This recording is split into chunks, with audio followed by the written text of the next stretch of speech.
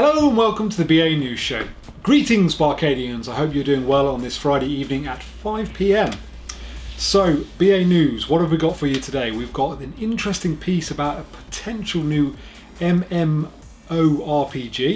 that potentially is coming from Amazon, so that's interesting. We have got some more details that's more confirmed rather than the rumours from last week about the Xbox Series X. And we have some more bits about Resident Evil 3 remake. But before we get down to the nitty gritty, Tabs, what have you been playing this week? Oh, you know what, mate? I think I'm going to have to report another barren week. I've not really touched any video games. Wow. I mean, what is the world coming to? Does it count if I've been watching YouTube videos about video games? Only if they're about video games. And it's not 2 minutes ago when we just watched one together. Oh, no. Well, that's me foiled. No, mate. I mean, just to let the Barcadians know, as it's probably apparent as they can see me in my pain cave at this moment in time, not in the usual Chesterfield, I'm moving house. So, yeah, plenty going on and... yeah, just not had much time on my hands. But what about you, mate? You compensate for the channel, please. So, like seemingly every week at the moment, bit of GT at the weekend. But I've actually played a bit of Age of Empires 2 Definitive Edition this last couple of days, couple of evenings, which has been good to get back into that, back into a bit of RTS, which has been good.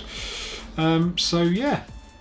Steady. What are you enjoying most about that one then? I know you like your Age of Empires, but in a nutshell. I think it's just getting back into the swing of things and the sort of empire building and world building, and it's very, you start off a very primitive, you've literally got like minions and you can get them to chop wood and stuff, and then you gradually like increase your technology levels until you can get much more advanced things. So yeah, I just quite like how it's an evolution through a mission, so I like that. It's good.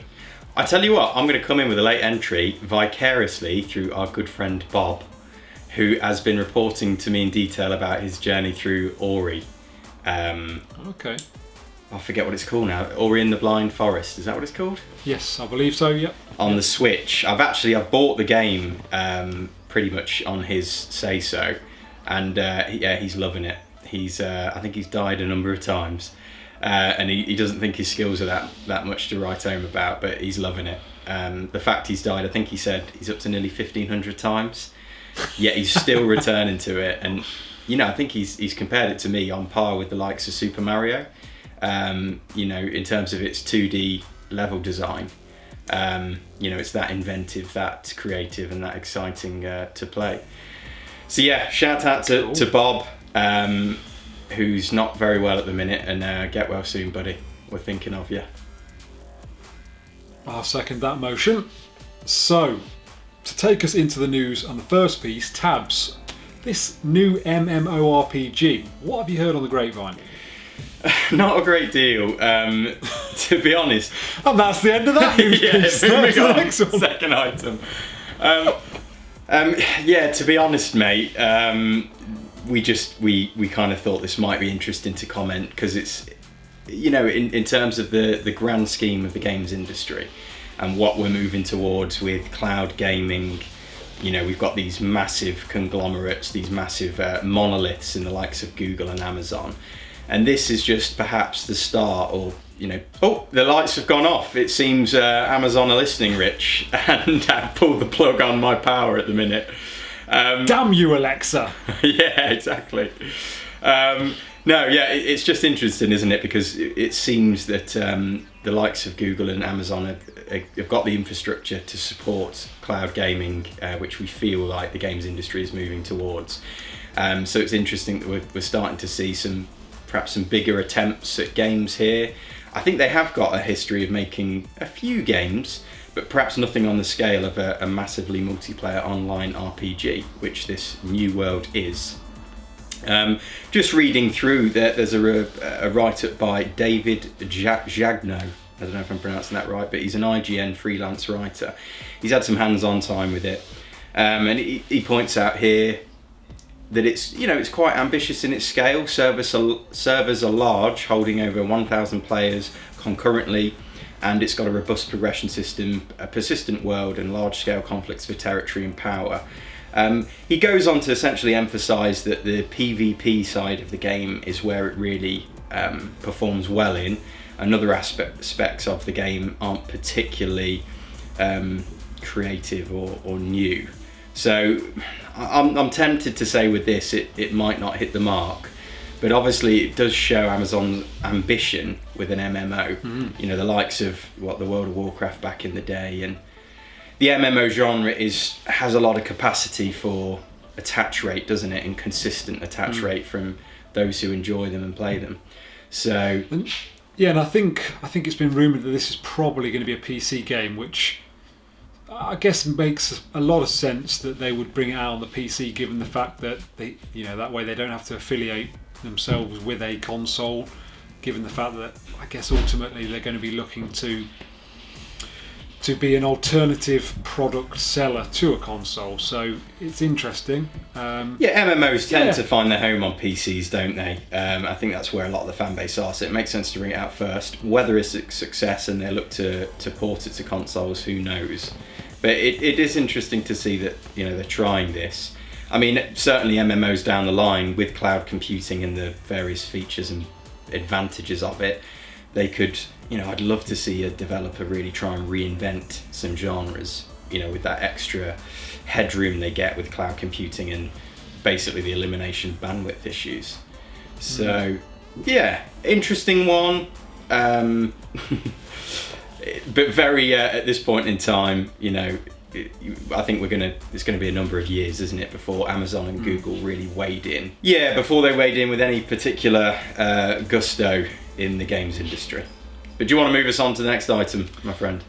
Absolutely. So we spoke last week in the BAnews show about this potential leak from 4chan, good old 4chan, about the Xbox Series X, but also the PlayStation 5 specs. Well, actually, some bits have been confirmed since then, and a lot of this comes from... it's a blog post, I think. That did Phil Spencer put out? Yeah, I was going to say, I think it's Phil Spencer, I'm sure it is.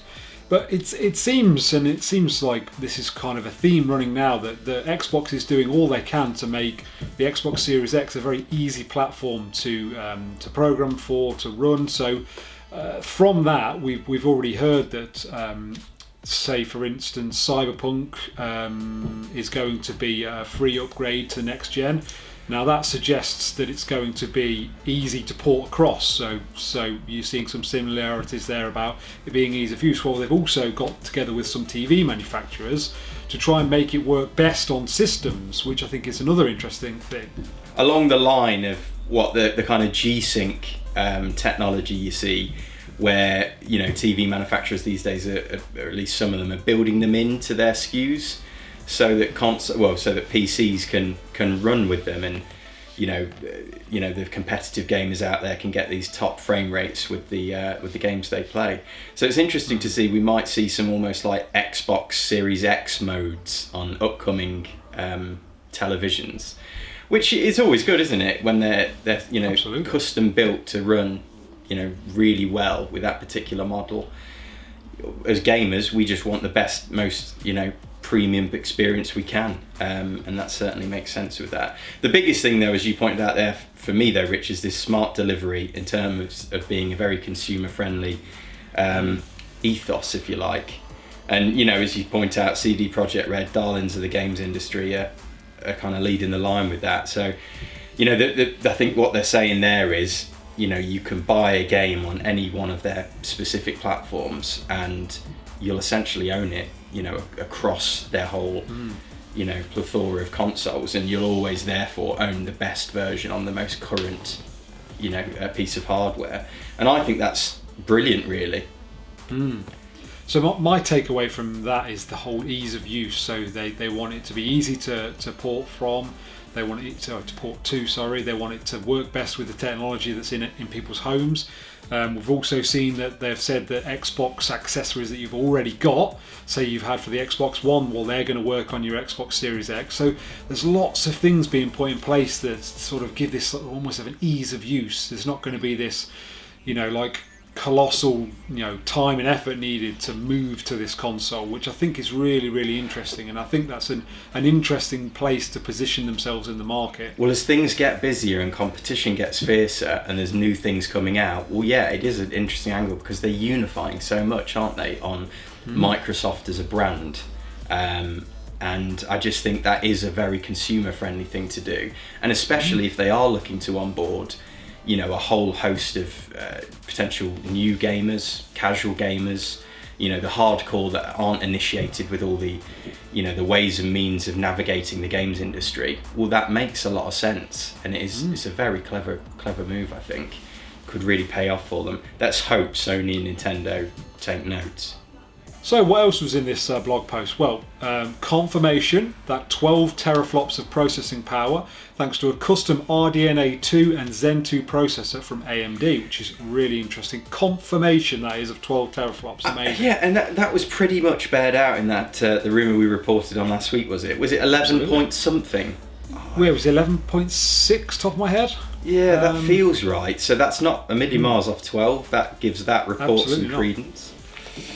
And then they're touting this variable rate shading. Now, what that in essence is doing is it allows the developers to load specific parts of an on-screen display at any time. And what they're hoping, in order to say prioritize characters loading rather than scenery loading, they can have a much more stable frame rate and ultimately deliver a better product. So again, a really cool ease of use item that will potentially give a better feel for the consumer. So that's really good. This is it. It's along the lines of some of the kind of machine learning technology we've heard about, which essentially alleviates headroom in the the GPU to deliver better frame rates and resolutions, as you say.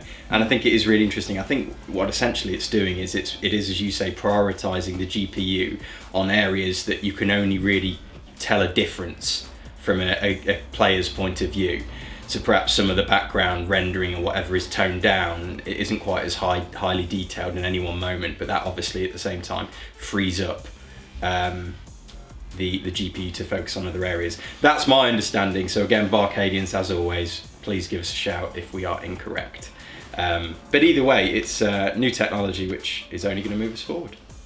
Absolutely. There's confirmation, although I thought we already had confirmation that there will be hardware accelerated ray tracing, which is brilliant. Something we were definitely pushing for in this generation, and it looks like we have definitely got that, certainly with the Xbox Series X. What else have we heard, Tabs? Backwards compatibility. So we've got that titles, at least from the original Xbox all the way up to the Xbox One, will all be playable on the Xbox Series X. Fantastic. Again, heavily rumoured. We pretty much knew that for sure, but again, it's nice to see that they've come out there and confirmed this. And basically, it's over to Sony now, isn't it, to try and compete with that. So we'll wait for that with bated breath. And then also with the SSD, they're doubling down on that again, how it will allow games to load extremely fast. They didn't mention any statistics, I don't think, so we can't compare and contrast to last week's rumours on that, because as we know, that report seemed to suggest the SSD was slower than the PS5. But one important aspect they do mention is that there's a kind of a sleep mode, which by virtue of the new SSD capabilities, I think you can now suspend multiple games and have them kind of frozen in time, so you can kind of jump it in and out of a number of different games, which is a feature I really appreciate on my PlayStation 4, Rich. I don't know if you use that very much. Yeah, absolutely. I might jump out, do something else, jump back in, but that's on a single game, isn't it? Yeah, I've not tried it with multiple. I think it'll ask you to close applications, wasn't it, if you try and boot different ones. So interesting. I guess my ultimate thought on that is how much is that taking away the hardware? How much is that taking some of the processing power away, sorting that side out, So does that then affect the game that you're currently playing? How is it working? So we don't really know too much about how that works. That's and a whether good it have point. A detrimental effect. That's a really good point there, because I was watching a Digital Foundry video, I think it was last night, and they were talking about how a similar thing was implemented on the Xbox One, but not in a brilliantly executed manner, because essentially, as you point out, there was inconsistencies across the board, where sometimes you would, suspend a game, but then the next game you went to play, I think, would be affected in terms of performance, because as you say, it's allocating some sort of resource to, to manage that suspended image, if you like. Exactly that. And then I guess the other thing that they've said about is this dynamic latency input. And the idea about this, that it will reduce any delay between what you're pressing on the controller and what's happening on screen. Now, I can't see how this. I mean, I guess more immersion from this, but from anyone other than a competitive game, I can't see how this will really affect. I mean, I don't sit playing the PlayStation and think, oh, I wish that happened a little bit quicker. There's no we're talking milliseconds in terms of input, so I don't see how that is going to create a better gaming experience, given how good it already is. So I'm on the fence on this point. No, I agree. It's a difficult one, because it's hard to say, isn't it, from our position at the minute, if it's going to be a perceptible upgrade, essentially. Absolutely. As you say, I'm quite happy with games the way they play and the way they are at the moment. But then again, people have said that about frame rates for years, that beyond a certain point they're not perceptible, but people swear, that 120 hertz or 244 hertz, does make a difference, and once you play with it for a long period of time, you will notice that. So we'll have to see. The proof will be in the pudding. Absolutely. So, third and final piece of this week is Resident Evil 3 Remake. Now, we have just, me and Tabs have just watched a video, and it's actually an IGN video. It looks like they've had some sort of play of it, whether it's a demo or whatever. We're excited for this one, aren't we, Rich? Yeah, this is looking incredible. And actually, I would say this sort of builds on a lot that we saw in Resident Evil 2 Remake, which we loved as part of the channel, one of our favourite games of last year, actually. And, if they can build on that, already really good remake on this Resident Evil 3 remake, then this is going to be brilliant. But what do we see in this? So it looks like they showed off a lot of what the Nemesis does, his set pieces, lots of the weapons that he can yield. A flamethrower being key amongst that, yeah. Absolutely. And it looks like, much like Mr. X, he can just chase you around until the next story beat, which is grand, not. But it looks like he does that, but actually it's not just a case of brute forcing you, he's also got weapons that he's going to hurt you with. So it also looks like they've redesigned the Hunter Gamma, which was a boss in the old game, which looks more like a bit of a brute before, but now looks more like, I don't know, like I guess like a legged fish type of thing. It's very strange. I've actually noticed that it looks very similar to a boss from Monster Hunter, and I'll flash those two images up on the screen now so you can see what you think. But it's interesting that they look very similar, both from the same company, so that is very interesting. Yeah. What do you make of that, Tabs? Well, yeah, maybe the old concept art departments are crossing over there and sharing influences, maybe. I mean, it looks good. I like the Hunter Gamma redesign. It's much more in your face, isn't it, than the one of old, with this huge colossal blob and a big mouth opening up. So, just back on what you said at the start, Rich, about the about Nemesis himself. It certainly looks to me, it felt like Mr. X had something of a leash on him in Resident Evil 2 Remake. This looks much more to me like he's very much free to do his own thing, with a lot of autonomy. And it looks like he's much more of a threat in many ways because of that than Mr. X. So, as you say, that the next story beat will be what moves that on, and it's less about, because with Mr. X you could down him, couldn't you? If you threw enough ammo at him, you could kind of down him. So yeah, we'll have to see. It looks to me though a lot more threatening, which is what Nemesis was all about. Is the next step. And I would say. So the world in these video shots that we've seen, and that looks incredible. It looks amazing. The way that they've remade and designed the world looks incredible. I really do think they've done a cracking job with that, much like they did in Resident Evil 2. One concern I do have a little bit with this is from everything we've seen, it seems very, very action orientated. You know, we've not seen any sort of puzzle elements or some quieter sections and that. And I do worry that this is going to be all action. I mean, these clips that we've seen make it look a bit more like House of the Dead than Resident Evil. So I sort of hope that they've not gone all out on the action on this. I don't know what you think on that, Tabs. Yeah, I mean, in that IGN video, that the chap himself says that you know, you don't have time to stop and take in the scenery. It's just you're kind of being funneled down, you know, this route by the various zombies, which seem more nimble. Obviously Nemesis, this hugely threatening force. And yeah, for me, mate, I wasn't a big fan of Resident Evil 5 and 6 because it started to really tilt quite aggressively into this hugely action-oriented gameplay style. And whilst, you know, it's fun to an extent, I think Resident Evil is a lot about that kind of rhythm of scares and, you know, your little safe rooms, your little havens where you can collect yourself, and it kind of breaks the gameplay up into these pockets of you know, like an emotional roller coaster, really, of like, oh, I've got to plan my next movement. Oh, run through the corridor into the next safe room. Okay, and also obviously with the puzzle elements as well, it just gives it a more, for me, a more satisfying rhythm than just hell bent. You know, run as fast as you can, shoot what you can on the way, pick up. And I'm slightly concerned they could lean too far into that, like they have in the past with previous games. So we shall have to see. Absolutely. And I think that'll probably... one thing to say on this, they've announced, and I don't know whether it was today or yesterday, that there will be being a demo coming very soon. So we'll all get to experience this very shortly before its release. I think we're maybe just over a month before release, so I'm guessing that the demo will come literally in the next week or so, I would think, a couple of weeks. And BArcadians who, like us, are very excited for this one, stay tuned to the channel, because Rich and I are looking to put together you know, at least a few videos, perhaps, Rich, just as a bit of an on-ramp again for this game, and for those who perhaps haven't previously played the original. So Absolutely. Stay tuned. Cool. Well, that concludes the news for this week. I hope you've enjoyed it. If you have, give us a like. It really helps support and grow the channel. Likes are everything on YouTube, apparently. If you did like what you see and you're not subscribed, do subscribe to the channel and click that bell to stay abreast of all our new notifications.